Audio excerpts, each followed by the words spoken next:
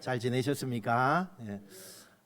요즘에 또 코로나가 기승을 부린다고 그래요. 그래서 여러분들 무더운 날씨 가운데도 건강 꼭 유의하시고, 또 더운 날 또 여러분 한낮에 다니시면 정말 힘들어요. 그러니까 여러분이 집에서도 또 계시지만 제가 늘 이야기하죠. 저 마트에 한 번씩 다녀오시면 시원합니다. 그러니까 그렇게 한 번씩 다녀오시면 좋을 것 같아요.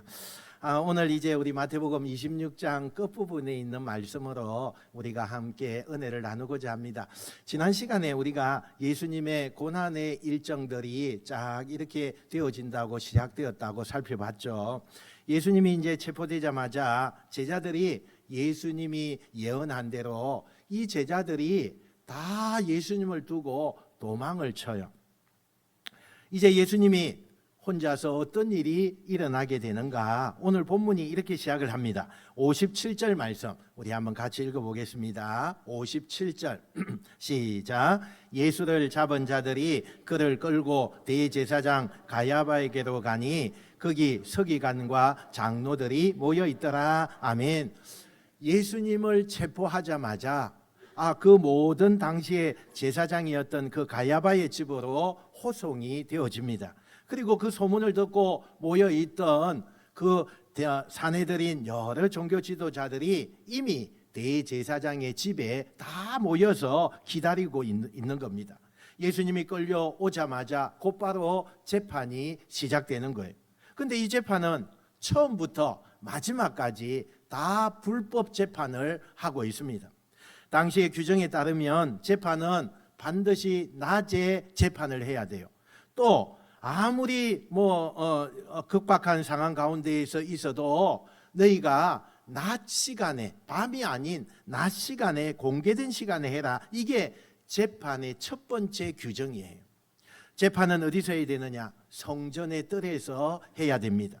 아무리 급박한 상황이라도 이스라엘 절기 중에는 절대로 재판을 열 수가 없어요. 그런데 지금 예수님의 재판은 낮 시간이 아니고 밤중에 재판이 시작됩니다. 그것도 공개된 자리가 아니에요. 개인 제사장의 그런 집에서 재판을 하게 돼요. 그리고 지금 예수님이 끌려간 그 시점이 유월절 절기의 시점입니다. 이렇게 볼 때 처음부터 마지막까지 이 재판은 불법 재판이다라고 이야기할 수가 있습니다. 그런데 이들이 불법 재판임을 누구보다도 잘 아는 사람들이에요. 그럼에도 불구하고 이 재판을 강행합니다. 왜 그랬을까요? 왜 이 재판을 모든 것이 다 불법임에도 불구하고 재판을 시행하고 있습니까? 이들에게 있어서는 한 가지의 목표가 있었어요. 무조건 예수를 죽여야 된다. 무조건 예수를 죽여야 된다.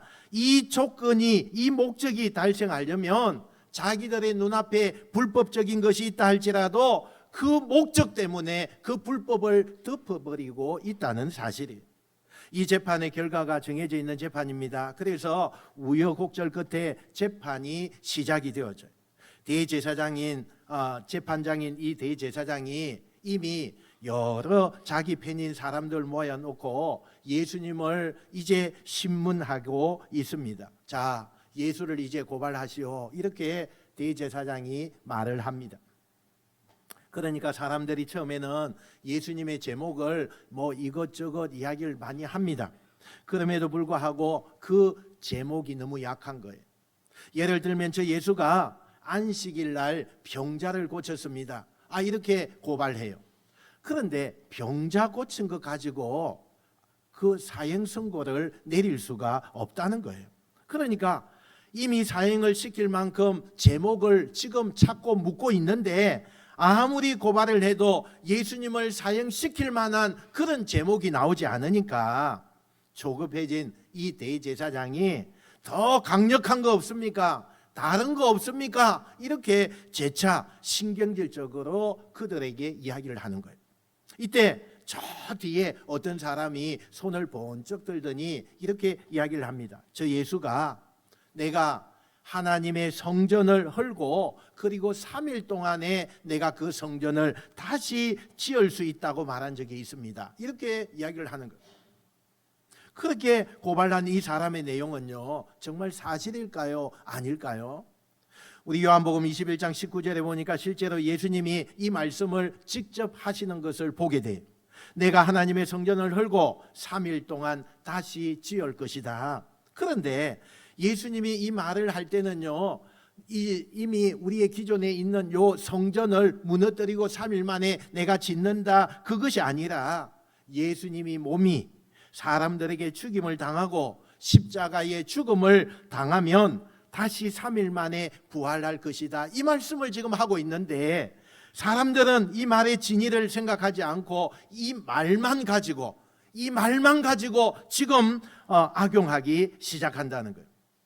이 대제사장의 가야바의 머릿속에는 이 제목이라면 예수님을 꼼짝달싹 못하게 할 수 있겠다, 자신감이 생긴 거예요.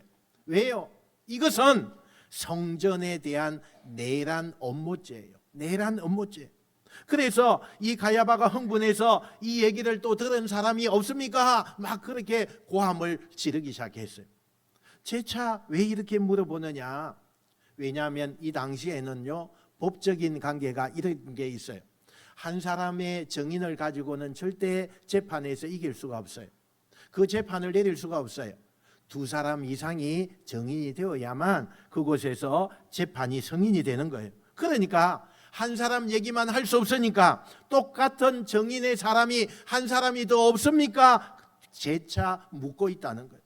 이 말을 들은 사람 또 있습니까? 그랬더니 이번에는 요쪽에서 어떤 사람이 손을 번쩍 들더니 제가 똑똑하게 그 얘기를 들었습니다, 이렇게 이야기를 하는 거예요. 이제 예수님은요, 유죄의 판결을 받을 수 있는 조건이 되었다는 거예요. 거룩한 하나님의 성전을 테러하려고 했어요. 그리고 우리가 말하는 신성모독죄, 또 기존의 질서를 파괴하는 내란 업무죄, 말만 들어도 너무너무 그 당시에 무시무시한 제명이 예수님께 씌워질 수 있는 그런 환경이 되었다는 거예요. 예수님을 이제는 엮을 수 있겠다, 자신감을 가진 이 가야바 대제사장은 예수님을 신문하다 말다 비꼬는 투로 예수님에게 이야기합니다. 자, 네 죄가 이런 죄인데 네가 반박할 기회를 줄 테니 말해봐라, 이렇게 예수님께 이야기를 해요. 이때 예수님께서는요, 얼마든지 이야기할 수 있어요. 그러나 침묵을 하고 계시는 거예요. 예수님께서 불의에 맞서서 진실을 얘기하고 정의를 얘기하고 사실을 얘기하시지 왜 이 시점에 침묵을 하고 계시는 걸까? 우린 너무 답답하잖아요. 그러나 예수님 생각에 이 재판은 너무나 가식적이고 이미 결과가 정해진 재판인 것을 미리 알고 계셨다는 거예요. 그런 곳에다가 진실과 정의를 이야기한다고 먹힐 리가 없는 거예요. 이것을 너무나 잘 알았기 때문에 차라리 예수님은 침묵을 하고 계시는 거예요. 대제사장이 예수님께 한번 말해봐라 그랬는데 예수님이 끝까지 어떤 변명도 하지 않고 말도 하지 않고 계속 시간이 지나가니까 이 대제사장이 화가 난 거예요. 지금 이 가야바라는 이 대제사장이 열을 받았어요. 그래서 화가 나서 예수님께 공격적인 질문을 하게 됩니다. 네가 평상시에 하나님의 아들이라고 하지 않았느냐? 너 정말 하나님의 아들 메시아가 맞느냐? 이 질문을 던져요. 그런데 만약에 현대사회에서 법조인이라면 이 질문에 절대 대답하면 안 돼요. 절대 대답하면 안 돼요. 그런데 예수님께서 네가 하나님의 아들 메시아가 맞냐 하는 이 말에 대답하는 그 순간에는요, 꼼짝없이 예수님은 유죄로 갇히게 되어 있어요. 이때의 침묵을 깨고 분명하게 또렷하게 예수님께서 오히려 대답을 하시는 거예요. 우리 64절 앞에 나와 있는 대로 한번 읽어보겠습니다. 시작. 내가 말하였느니라. 인자가 권능의 우편에 앉아 있는 것과 하늘 구름을 타고 오는 것을 너희가 보리라 하시니 아멘. 예수님 자신이 구원자이심을 인정하고 내가 하나님의 아들이다 라는 것을 공개적으로 지금 선포하고 계신다는 거예요. 그러니까 이 대제사장이 소리를 퍽 지르면서 한낱 사람 주제에 어떻게 하나님의 아들 행세를 하느냐, 어떻게 인간이 하나님의 아들이 될 수 있느냐, 그러면서 분노하기 시작하는 거예요. 그리고 거기에 있는 모든 사람들에게, 여기 똑똑히 들으셨죠? 저 예수라는 사람이 감히 하나님의 아들이라고 말합니다. 이게 말이 됩니까? 그리고 모든 사람들의 동의를 다 얻어내요. 그리고는 그동안에 힘입어서, 그 동의를 힘입어서 대제사장 가야바가 예수를 사형에 선고한다, 이렇게 끝을 맺었어요. 그리고 나니까 어떤 이는 예수님께 다가가서 주먹으로 때리기 시작합니다. 어떤 이는 발길칠로 시작합니다. 어떤 이는 어떤 몽둥이를 가지고 와서 집단으로 예수님을 때리기 시작해요. 그래서 그 집단 폭행을 예수님이 맞아들이며 완전히 예수님 몸이 이때부터 만신창이가 되어버리는 거예요. 이렇게 해서 첫 번째 재판이 허무하게 끝나는 거예요. 여러분, 이 재판을 주도하고 또 지금 예수님의 집단으로 폭행한 이 사람들이 누굽니까? 여러분, 이 사람들 보세요. 그 당시에 하나님을 가장 사랑한다고 하는 사람들이에요. 하나님의 일이면 제일 앞장서서 일을 하는 그러한 사람이었어요. 하나님의 일을 하는 사람이 하나님의 일을 한답시고 맨 앞에서 하나님을 가지고 하나님의 영광을 위해 일한다는 사람들이 결국에는 하나님을 제일 미워하게 되고 하나님의 뜻에 반하는 일을 앞장서는 결과가 되어지고 말았다는 거예요. 왜 이런 어처구니 없는 일들이 일어나고 있다는 겁니까? 어떤 이들이 그들이 기도하지 않았기 때문이라고 말하는데 아닙니다. 그 당시에 제사장들이나 서기관들이나 바리새인들이, 어떤 이 공회원들이 누구보다도 기도를 열심히 하는 사람들이었어요. 또 어떤 이들은 성경을 잘 몰라서 그랬을 거다. 아닙니다. 이들은 보통 사람들보다 성경 지식이 아주 높았습니다. 성경 박사가 될 정도로 평생 성경을 연구해서 소위 성경 박사들이었어요. 또 어떤 이가 하나님을 사랑하지 않았을 거다. 아닙니다. 그 사람들은 누구보다도 하나님을 사랑했고 또 그 하나님을 사랑하는 게 그 마음속에 진심이었어요. 그런데 왜 그랬을까요? 그런 사람들이 왜 이 문제를 일으키고 분란을 일으키고 그런 장본인이 된 걸까요? 저는 그 이유를 좀 알 것 같아요. 그게 뭐냐? 내가 1등을 되어야 한다는 거예요. 내가 1등이 되어야 한다는 거예요. 여기에 집착하는 거예요. 이들의 속마음 속에는 성경도 기도도 사람들이 보는 시선도 평가도 인기도 무조건 내가 1등이 되어야 되는 거예요. 지금까지는 1등이 되었어요. 그런데 어느 날 예수님이 등장하면서 자기들보다 성경을 더 깊이 깨닫고 말씀을 하는 것을 듣게 된 거예요. 자기들이 하는 기도보다 훨씬 더 권능 있는 기도를 하는 것을 보게 된 거예요. 자기들이 누리던 그 인기와 존경을 예수님이 나타나면서 빼앗기게 된 거예요. 1등이 아니라 이제는 물러나게 된 거예요. 그러니까 늘 1등의 자리에 있었던 이 사람들이 예수님이 나타나면서 1등이 뺏기는 순간 예수님은 옳고 그름을 떠나서 그들에게 그냥 눈에 가시가 된 거예요. 그래서 예수님에게 사형 선고를 할 때 많은 사람들이 그렇게 좋아했던 거예요. 그러면 다시 1등을 되찾으면 아무 문제가 없을까요? 여러분, 그들의 착각이에요. 그들의 착각이에요. 마라톤 경기를 하는 사람들이요, 무조건 빨리 달린다고 1등 하는 거 아니잖아요. 그 전제 조건이 있어요. 올바른 코스를 가야 하고 또 결승전까지 제대로 완주해야 그 기록도 완성이 되고 순위도 평가를 받는 거예요. 남들보다 어떤 방법과 수단을 가리지 않고 먼저 갔다고 해서 내가 1등, 그거 아니라는 거예요. 1등이 되는 빠른 속도보다 내 길을 올바르게 걷고 있느냐, 이것이 훨씬 더 중요하다는 거예요. 우리 인생이 그런 거 아닙니까? 그런데 정말 많은 분들이 지금 1등에 사로잡혀 있어요. 1등에 사로잡혀 있어요. 우리의 자녀들에게 야, 너 1등 해야 돼, 1등. 여러분, 1등주의가 이 세상을 좌우하고 있는 거예요. 그런데 여러분, 그렇게 질주하고 1등이 되고 이 경쟁에서 이기고 이 사람들 눌러야 되고 이 1등주의로 사는 사람들의 끝이 어떻느냐? 다 후회합니다. 다 후회해. 이건 예외가 없어요. 재벌도, 정치인들도, 또 어떤 똑똑한 교수도, 어른이고 아이도 할 것 없이 1등 되고자 하는 마음으로 사는 사람은 마지막에 가면 다 후회해요. 그런데 하나님은 내가 1등 되는 것에 대해서 요만큼도 관심이 없어요. 하나님은 내가 1등 되고 첫 번째 되는 그것에 대해서 관심이 하나도 없다는 거예요. 저는 그 말이요, 제 귓가에서 떠나지 않아요. 하나님의 관심은 저와 여러분이 세상에서 몇 등을 하느냐, 우리가 1등을 했느냐, 경쟁에서 누굴 이겼느냐, 여기에는 1도 관심이 없어요. 하나님의 관심은 네가 몇 등이든지 간에, 아니 꼴등이라 할지라도 하나님이 주신 말씀대로, 하나님이 주신 사명대로, 하나님이 주신 그 길로 걷고 있느냐, 여기에 하나님은 관심이 있는 거예요. 1등 되는 거 하나님은 요만큼도 관심이 없어요.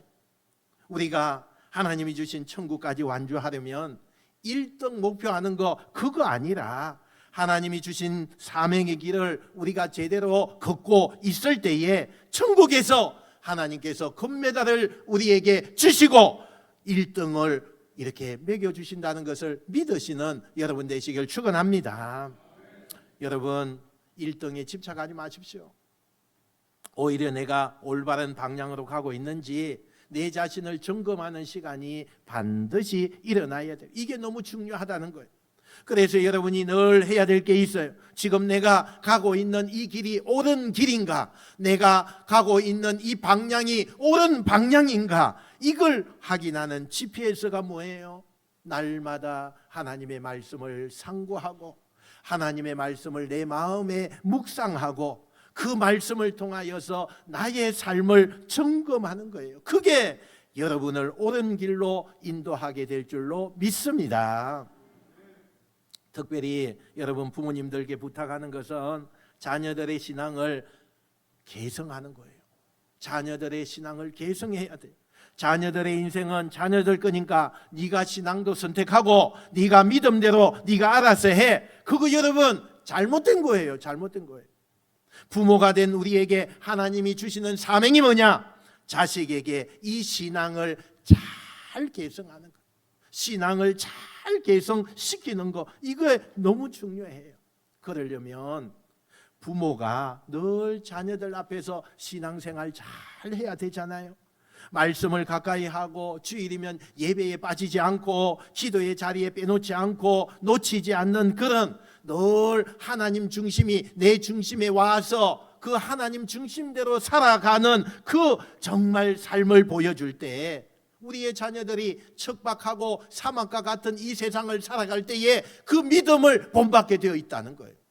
여러분이 중요한 거예요. 부모가 중요한 거예요. 자녀들에게 그 길을 내가 인도하기 전에 내가 먼저 하나님의 말씀대로 살아가는 것, 이것이 너무 중요해요. 그러면 이 자녀들이 부모를 보면서 자신들도 말씀으로 자신의 인생을 점검하는 그것을 배우게 된다는, 그래야 여러분의 자녀가 세상에서 진짜 하나님이 인정하는 1등이 될 줄로 믿습니다. 이렇게 예수님은요, 공회원들에게 불법 재판을 받고 유죄 선고를 받고 다음 재판을 위해서 예수님이 또 다른 곳으로 끌려가죠. 근데 오늘 우리가 마태복음을 이렇게 쭉 살펴보면서 오늘 이렇게 6장 마지막까지 이렇게 오게 되었는데, 이 마태복음 저자가요, 예수님의 재판 과정을 쭉 설명을 하다가 요 대목에서, 오늘 본문의 요 대목에서 예수님의 재판 내용을 잠깐 멈추고 독자들에게 다른 방향의 모습을 보여주는 것을 보게 돼요. 그게 뭐냐? 바로 베드로라고 하는 사람을 주목하게 만들어요. 베드로가 어떻게 하고 있느냐? 58절 한번 볼까요? 58절. 자, 시작. 베드로가 멀찍이 예수를 따라 대제사장의 집들까지 가서 그 결말을 보려고 안에 들어가 하인들과 함께 앉아 있더라. 아멘. 예수님이 체포될 이 당시에 제자들 모두가 얼떨결에 예수님을 놔두고 다 도망쳤잖아요. 그런데 도망을 이 베드로도 도망을 막 가다가 중간에 유독 이건 아니지. 이건 아니지. 이 마음이 든 거예요. 그래서 무거운 발걸음을 다시 돌린 사람이 누구냐? 베드로예요. 베드로. 이 베드로는 처음에는 무서워서 도망치다가 다시 예수님이 잡혀가는 그 뒤를 몰래 쫓아가죠. 왜요? 왜 그렇게 합니까? 자기가 뱉은 말에 대한 책임을 지겠다는 거예요. 자기가 뱉은 말이 있어요. 또 수제자라고 하는 그 직책에 대한 무거움이 아마 있었을 거예요. 수제자 베드로에게 자기가 수제자라고 하는 그런 어떠한 그 책임감, 또 두렵기는 했지만 혼자라도 예수님을 따라갈 수밖에 없는 그 책임감, 그것이 있었다는 거예요. 따라가기는 따라가는데 들키지 않으려고 그 집의 하인들처럼 그렇게 표정을 하고 스승이고 솔직하게 있는데, 이 베드로는요 아마 기회만 되면 예수님을 데리고 아마 도망치려고 그렇게 했을 수도 있을 거예요. 그러나 그 기대가 이제는 산산이 부서지는 사건이 그에게 다가오는데, 오늘 성경은 이렇게 얘기합니다. 69절요. 69절 한번 읽어봅시다. 자, 시작. 베드로가 바깥들에 앉았더니 한 여종이 나와 이르되 너도 갈릴리 사람 예수와 함께 있었도다 하거늘. 아멘. 모닥불을요 피워놓고 뜰에 스승이고 있어요. 하인들처럼 똑같이 그렇게 스승이고 있는데 한 여종이 와서 베드로를 빤히 이렇게 쳐다보는 거예요. 이렇게도 보고 저렇게도 보고 막 빤히 보는데 뭐라고 이야기하느냐? 아저씨, 내가 예수와 함께 있는 걸 본 사람인데 맞죠? 이렇게 묻는 거예요. 그러니까 이 여종은요 정확하게 이 베드로를 본 거예요. 왜냐하면 베드로는요 예수님과 사역할 동안에 늘 유세를 떨면서 하던 그런 버릇이 있어요.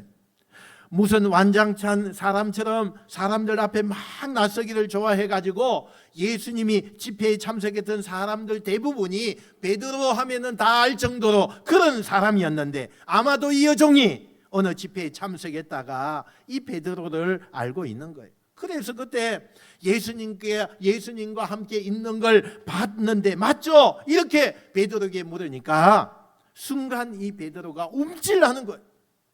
걸리면 죽는 거 아니에요. 걸리면 죽는 거 아니에요. 그러니까 너 무슨 얘기를 하는 거냐? 말도 안 되는 얘기 하지 마. 그리고는 면박을 주고 얼른 그 자리를 피해요. 베드로는 자기도 모르는 사이에 지금 예수님을 거역하고 그 부인하는 첫 번째 부인이 일어난 거예요. 겨우 대문 밖에 나가서 한숨을 슉 하면서 쉬고 있는데 이번에는 또 다른 여종이 이 베드로를 이렇게 보더니 주변 사람들에게 알리는 거예요. 저 사람 예수와 함께 있었던 사람 맞아요. 그러는 거예요. 그러니까 베드로가 너무나 당황해서 아까보다 더 강한 어조로 격하게 반응하죠. 내가 맹세하는데 나는 결코 저 예수와 상관이 없다. 그리고 옥신각신 한바탕 소동이 벌어지는데 그렇게 넘어가게 되는 거예요. 베드로는요 자기가 의도치 않았지만요 아무 생각 없이 두 번째 예수님을 부인하고 있는 거예요. 지난 간밤에 예수님께서 내가 새벽 딱 울기 전에 3번 나를 부인할 것이다 분명히 말씀은 했는데 그 말이 이미 새까맣게 잊어버리고 있었어요. 그로부터 1시간이 지난 다음에 전혀 다른 사람이 아까부터 계속 베드로를 보고 있는 거예요. 이쪽에 가도 저 베드로를 보고 있고 저쪽에 가도 저 베드로를 보고 있는 거예요. 유심히 관찰하다가 드디어 확신을 가지고 이 사람이 아까부터 당신을 지켜봤는데 사투리도 쓰고 말투가 저 예수와 똑같은 갈릴리 사투리를 쓰는 거 보니까 한패가 맞는 것 같은데 하면서 즉흥하는데, 그 옆에 있던 사람들도 마치 사실을 확인하려고 그 베드로를 보려고 막 일제히 베드로에게 달려들죠. 절대절명의 위기가 온 거예요. 이때 베드로가 내가 저 예수를 안다면 이 자리에서 자결할 수 있다, 목숨을 내어놓고 맹세를 하게 되는 거예요. 그리고는 심지어 급하니까 예수님을 저주해요. 그는 예수님을 3번째 부인하고 있는 거예요.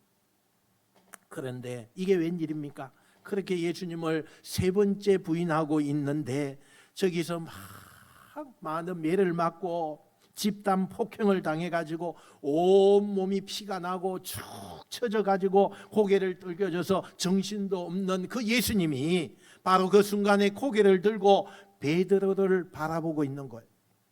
그리고는 그때 베드로의 눈과 마주쳤어요. 근데 여러분, 이 베드로, 예수님이 베드로를 바라보는 그 눈빛은 네가 나한테 정말 그럴 수 있느냐?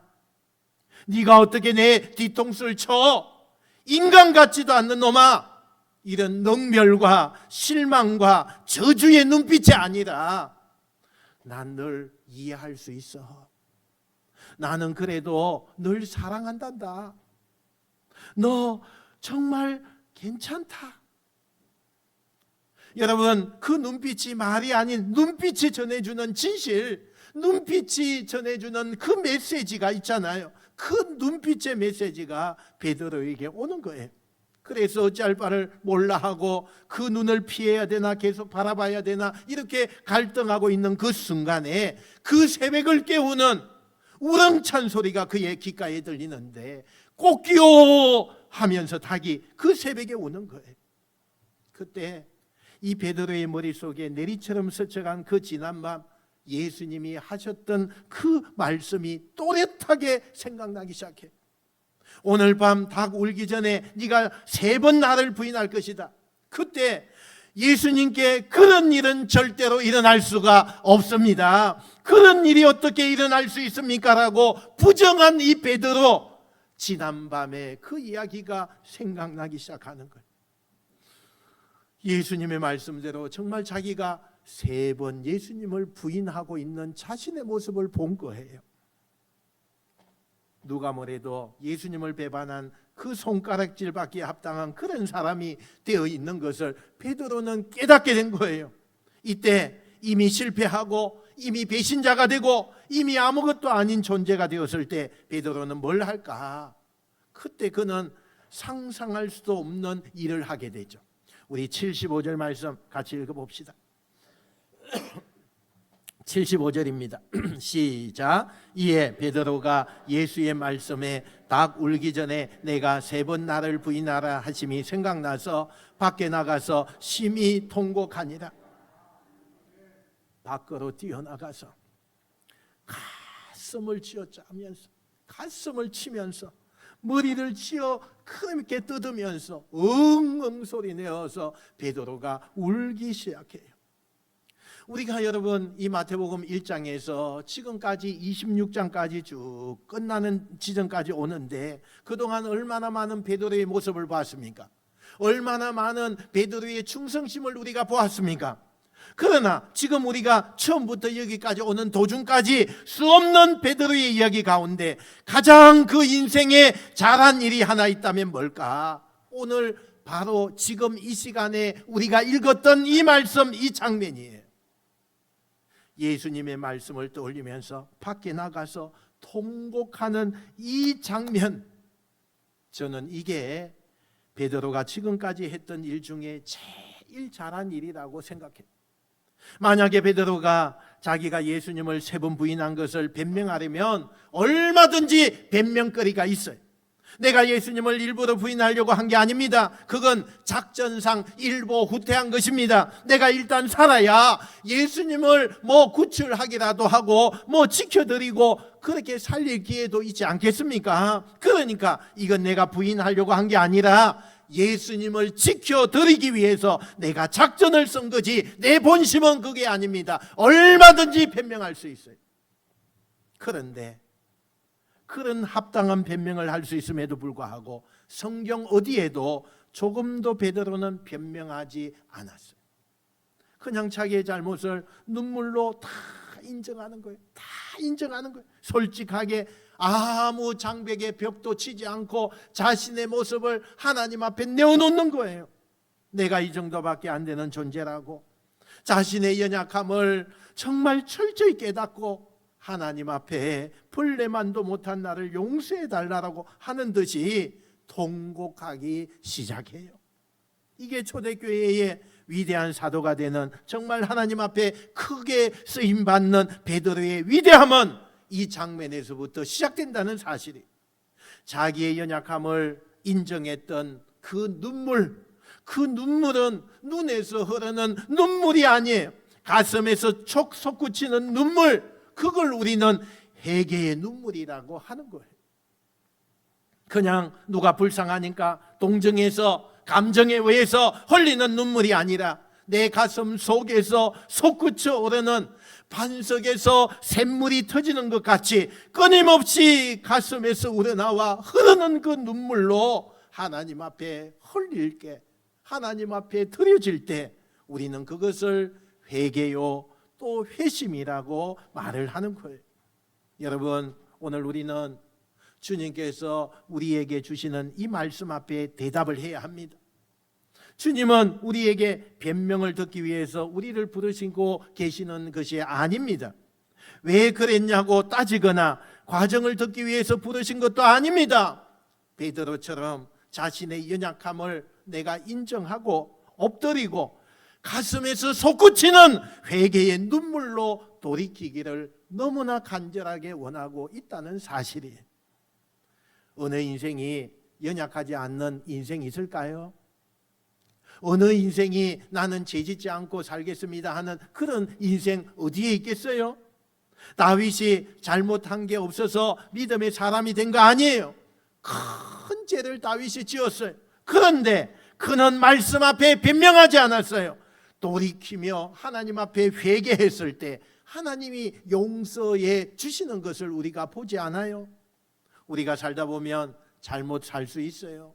우리가 살다 보면 실수할 수 있습니다. 그때 변명으로 자기를 방어하는 사람보다 내 모습 이대로 용서를 하나님 앞에 구하는 그런 사람이 하나님이 반드시 지켜주는 사람인 줄 믿습니다. 한 치 앞도 우리는 모르는 인생길 아닙니까?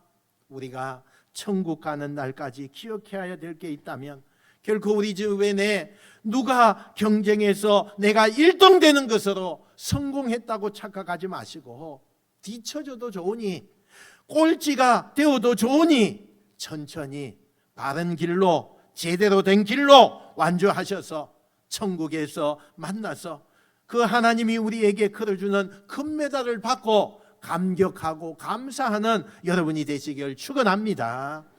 오늘 이 한 주간도 말씀 앞에 무릎을 꿇고 돌이켜서 진짜 승리자가 되어서 바른 길을 걷고 하나님이 인정하시는 그 길을 걸어가서 모든 축복의 성도들이 여러분이 되시기를 주님의 이름으로 축원드립니다. 축원드립니다. 기도하겠습니다. 하나님 아버지, 은혜와